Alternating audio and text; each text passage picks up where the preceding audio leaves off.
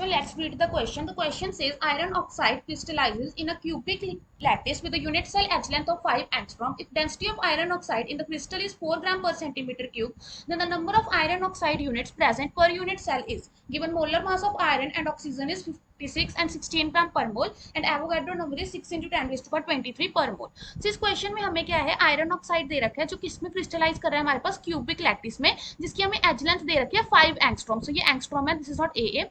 If density of iron oxide is 4 gram पर centimetre cube, हमें density given है तो हमें बताना है कितने नंबर ऑफ आयरन ऑक्साइड जो है प्रेजेंट होंगे पर यूनिट सेल में. सो हम देख लेते हैं इसके लिए हमें किस की कंसेप्ट की रिक्वायरमेंट है. सो यहाँ पे हमारे पास जो कंसेप्ट यूज होगा that is density of unit cell. So हमारे पास जो डेंसिटी ऑफ यूनिट सेल का फॉर्मूला होता है वो होता है that is Z into M by A cube into Avogadro number. So हम देख लेते हैं Z हमारे पास क्या है, it is number of atom per unit cell. A is the edge length. So यहाँ पे क्वेश्चन में हमें एज लेंथ कितनी दे रखी है 5 एंगस्ट्रॉम. तो इसको हम सेंटीमीटर में कर लेंगे तो ये आ जाएगा 5 into 10 raise to power -8 centimetre. And m is the molar मास.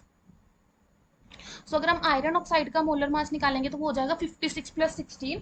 तो इसको हम प्लस करेंगे तो हमारे पास आ जाएगा 72 ग्राम पर मोल.